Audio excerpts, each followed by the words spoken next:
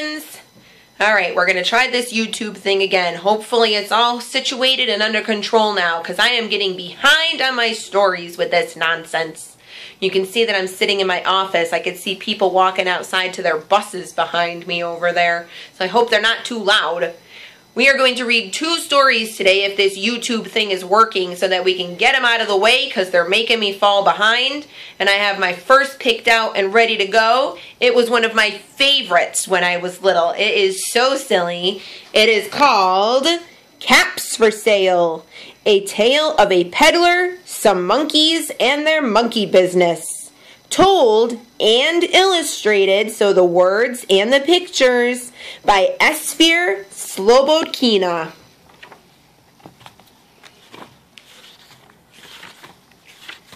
Here we go. Once there was a peddler who sold caps, but he was not like an ordinary peddler carrying his wares on his back. He carried them on top of his head. First, he had on his own checked cap, then a bunch of gray caps, then a bunch of brown caps, then a bunch of blue caps, and on the very top, a bunch of red caps. He walked up and down the streets, holding himself very straight so as not to upset his caps. As he went along, he called, "Caps, caps for sale, 50 cents a cap." One morning, he couldn't sell any caps.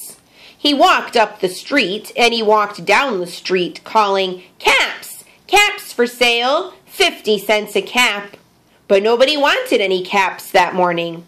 Nobody wanted even a red cap. He began to feel very hungry, but he had no money for lunch. "I think I'll go for a walk in the country," said he, and he walked out of town, slowly, slowly, so as not to upset his caps. He walked for a long time until he came to a great big tree. "That's a nice place for a rest," thought he, and he sat down, very slowly, under the tree, and leaned back little by little against the tree trunk so as not to disturb the caps on his head. Then he put his hand to feel if they were straight. First his own checked cap, then the gray caps, then the brown caps, then the blue caps, then the red caps on the very top. They were all there, so he went to sleep. He slept for a long time. When he woke up, he was refreshed and rested. Can you see what's missing already? But before standing up, he felt with his hand to make sure his caps were in the right place. All he felt was his own checked cap. He looked to the right of him, no caps. He looked to the left of him, no caps. He looked in back of him, no caps. He looked behind the tree, no caps.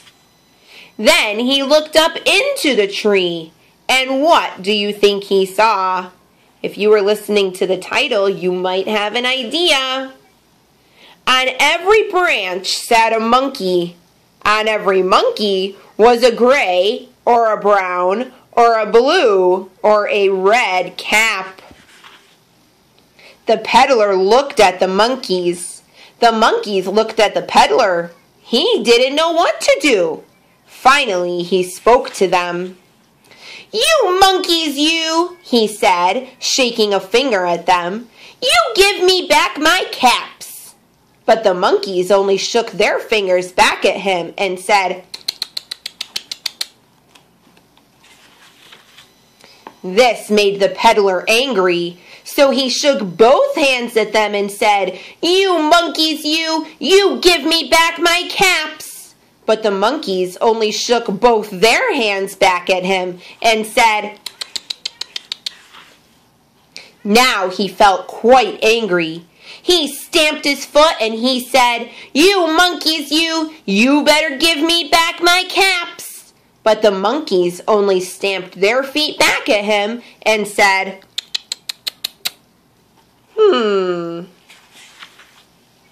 By this time, the peddler was really very, very angry. He stamped both his feet and shouted, "You monkeys, you must give me back my caps!" But the monkeys only stamped both their feet back at him and said, Now, if you can tell, the monkeys are doing exactly what the peddler is doing in here. What would you do if you were the peddler? At last, he became so angry that he pulled off his own cap, threw it on the ground, and began to walk away. But then, each monkey pulled off his cap, and all the gray caps, and all the brown caps, and all the blue caps, and all the red caps came flying down out of the tree. So the peddler picked up his caps and put them back on his head. First, his own checked cap, then the gray caps, then the brown caps, then the blue caps, then the red caps on the very top.